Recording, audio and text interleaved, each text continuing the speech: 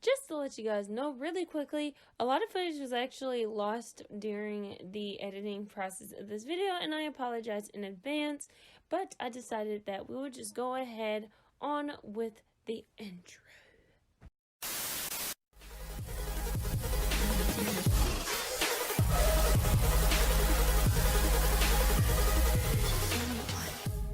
There are a couple of announcements that I wanted to make before starting this video. One of them being, don't forget to subscribe, be a part of the familia, like, and ring the notification bell so you don't miss any of my upcoming videos. Dos is that I was sent something special. So honestly, I didn't know what the hell this was when I first received it. But pretty much whenever I had went into my emails, I had saw a certificate that was sent by pt.2. So I didn't know who they were, to be honest. They just sent it to me. And then once when I went to do more research, I found out that they were a YouTube channel that had paired with YouTube to make a website that is based for small YouTubers. Since YouTube does not support celebrating small YouTubers' little milestones, vidIQ does. So I was sent whenever and it was just random because I said I wanted to do 150 subscribers for the first like chunk of my YouTube channel. They sent 150 subscriber little certificate, and then they sent another one which was 25 uploads. So that's a fourth of a way to 100 uploads, which is a pretty big milestone for most people. But yes, I have put the certificate in this little frame, the little cute rose gold one I got at Dollar Tree. Yes, they do carry frames, and I love them. So, yeah, it kind of just, you know, is a reminder to keep pushing forward no matter what happens. You know, this is just my little reminder, a little token for even getting this far. I didn't even think I would get this far, to be honest. So, I'm a little token. I am almost to 200 subscribers. So, like I said, guys, be a part of the familia. I'm a pretty great person, or at least I like to tell myself. So, you know, you're gonna get hopefully a lot of good content off of my videos. I love it, I love it, I love it. Mwah. Onward with this video though, we are doing part 2 to my 10-year challenge. Now, these clothes aren't exactly 10 years. They may be like a little bit over 10 years, maybe closer to 15 or so.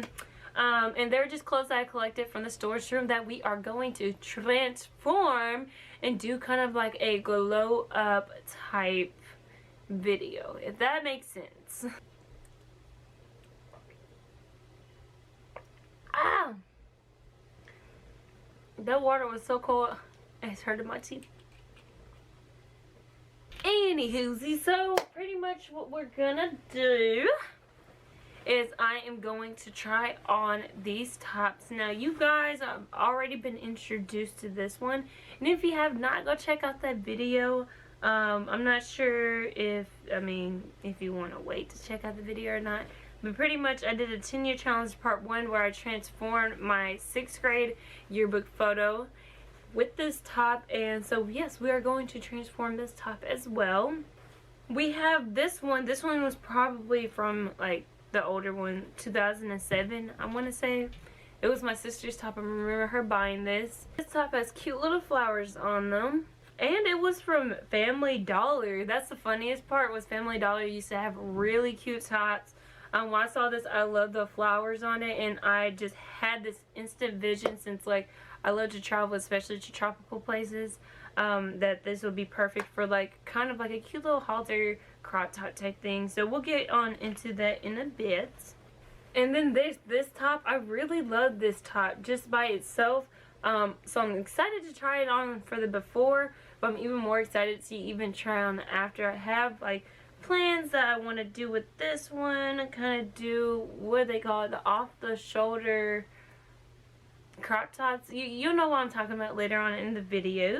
But yes, those are the 3 tops that we are transforming. So let's do the try on haul for the before, then we'll get doing all the other shenanigans.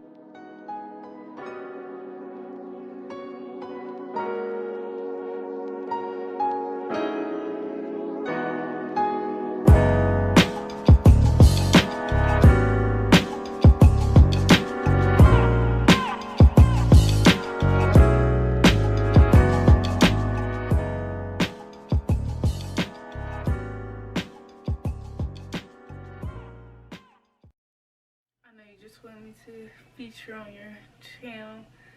How to get my followers to follow you. Hold on. So y'all, I had went on Pinterest to kind of get a general idea of the look that I want for all 3 tops. So initially for this red top, I was wanting to do kind of like a little cute off-the-shoulder peasant crop top. And then my sister's like, no, just do kind of like a regular one. So the best thing that I can say that I found was this one that has the same kind of stretchy like material in the core part of this top. And then just create just off-the-shoulder sleeves based on the material I have with the top. This one is probably going to be the easiest one out of all 3. For this Family Dollar flower top that I have here, I want to do this cute bustier crop top, but I want to do a halter version of it. And last but not least, the beloved silk blouse. I am wanting to do this kind of crop top where it's like the little tie piece in the middle, but I'm not going to do the sleeves. Instead, since this is a blouse and it has buttons, I want to use those buttons for the back just to add a little bit character to the top. But I can't do none of these things without my mighty sewing machine. Here's my dressing room, guys. Gotta pull out my sewing kit and then the machine.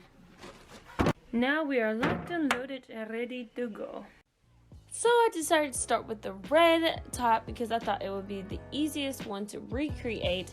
So I took a pair of my sewing cutting scissors and just snipped off the bottom and the top with that, leaving me the scrunchy body part of the crop.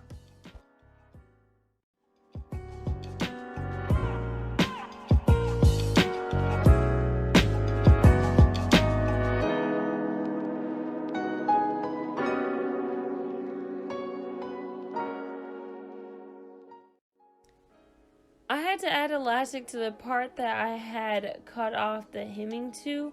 You want to always do this whenever material is not stretchy and especially the ends are frayed. It just makes it easier.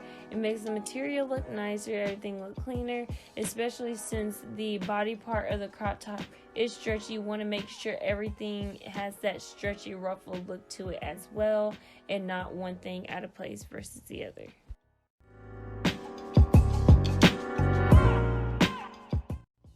For the bottom part of the crop top, just so the ends are not frayed, since the edges are still stretchy, I just went ahead and folded the bottom down, did like a little double fold and then pinned that down.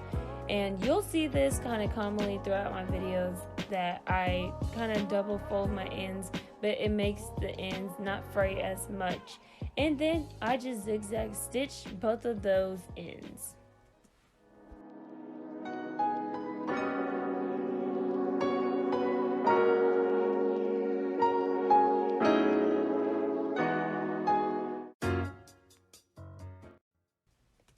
And here's how the body part of the crop top looks. So we're going to be working on the arm sleeve parts of the top. So I had taken that bottom material of the shirt that we had cut off and had just cut some thick rectangles. Make sure that the rectangles fit your sleeve and cut off any excess that you need to. Then I went ahead and double folded the edges to make sure I hem it correctly and pinned that down with some sewing pins.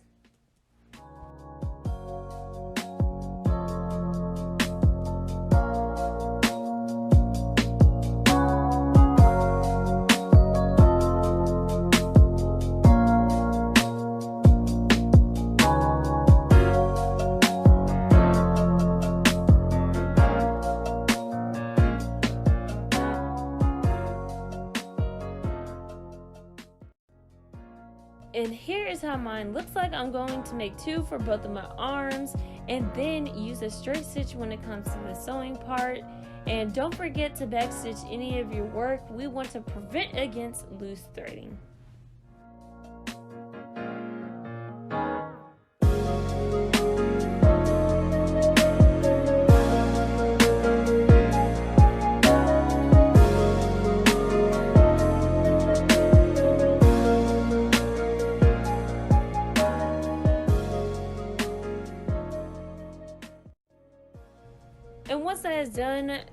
going to take your sleeve and make sure you flip it to the ugly side and then attach both of the ends together and just sew that down. Flip it inside out and there you go, you have your sleeve. Make sure it fits before you attach it to your crop top. To sew the sleeve to the shirt, I just aligned the seam of the sleeve to the seams of the crop top and attached that just with a sewing pin, and then I just used about a ½ inch of threading to kind of just sew the sleeves onto the shirt, and you have your crop top.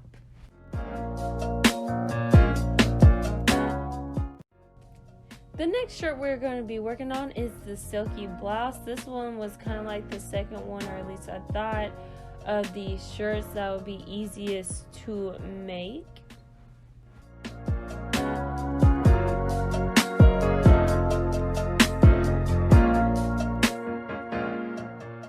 The difficult thing about this top was that it was so silky. It was hard to kind of cut. So initially I had buttoned down the shirt and tried to cut, but then it ended up lopsided. So I had opened up the shirt to cut and it kept moving off of the desk. So you can only imagine that it was just difficult, honestly. And I didn't know how much to cut off. So always cut off more. No, it's like always cut off less than you would more, because you can always take away, but you can never add. It's kind of the opposite of cooking, but it has the same concept as cooking.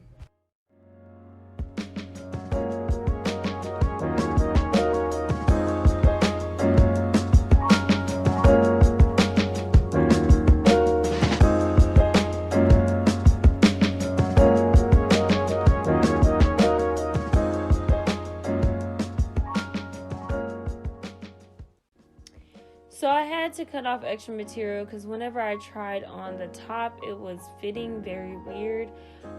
So I cut off an extra button length, if that makes sense. And then I had double folded the ends to hem the material. It is especially important when you're using any silk or satin material to hem, because the ends fray really, really bad.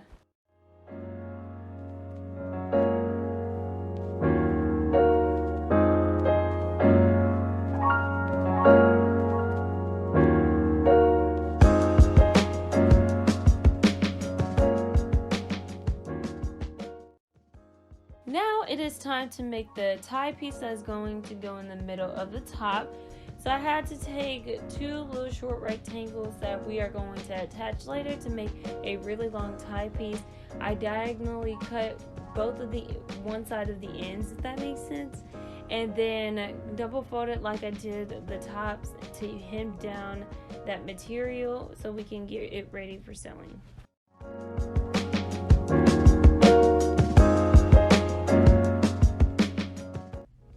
So as you can see here, if it didn't make sense what we did on one side, we are going to do to the other. So on the sewing machine, I had to reduce the tension to a level 1, and then I also used a straight stitch to sew all of this crop top.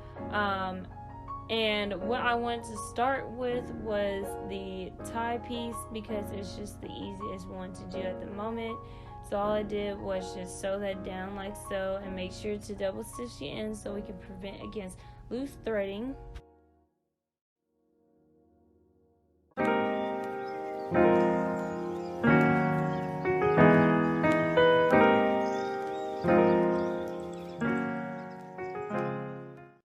And then once both parts of the tie are done, then you're going to want to make sure that the ugly face is facing the outside and that the raw ends are touching each other, and you're going to sew that down, and you have a very long tie for your crop top. To the crop top, since I had decided to add elastic, I used a really small zigzag stitch to sew up both the top and the bottom piece of the crop top.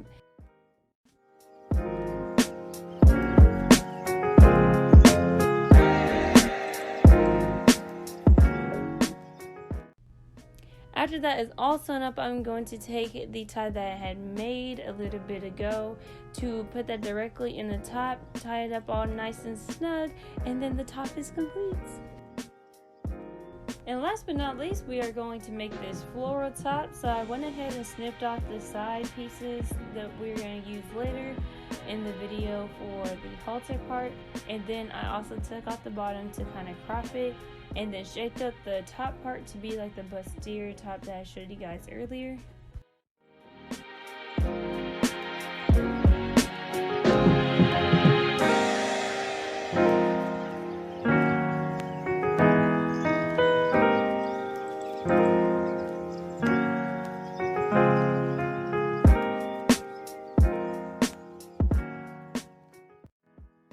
Taking the side pieces that we snipped off, we are going to attach that to the top, but then I realized the halter top is backless, so I went ahead and snipped off the back piece, and then I also took off the excess material that I kind of left on the bottom that I didn't feel like hemming earlier on because it would just look weird. So I just decided to make a new hem for that bottom piece instead of trying to save the hem piece that was already existing.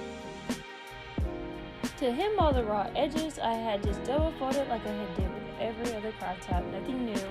And then I wanted to dart the top so it contours everything better. So all you do is fold over the material, pin it down, and then I had double stitched that area. And then for the back, I had just taken some extra material to make like a tie piece to attach for the sides that I can tie in the back instead of using a regular crop top. Oh wait, but then my sister's friend walked in.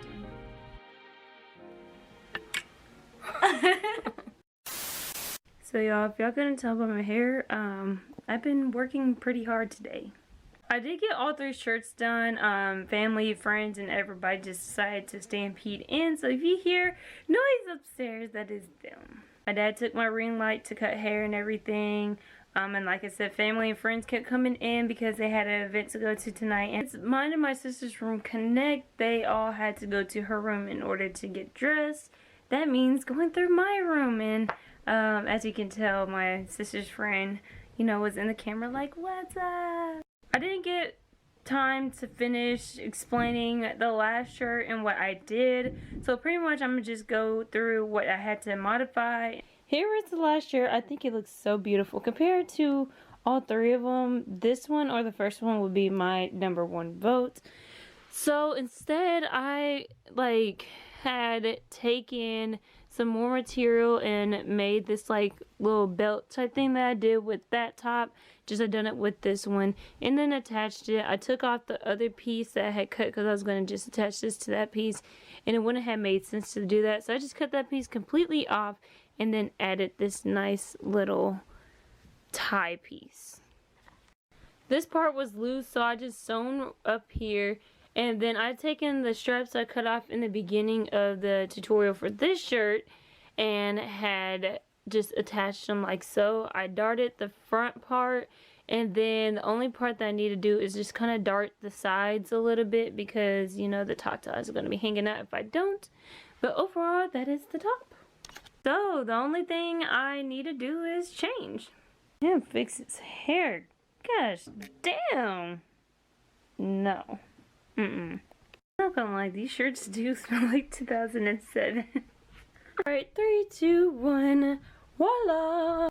I probably will honestly vote this one #1 out of all of them because this is the one that I honestly think is just like the perfect crop top. Nothing needs to be changed.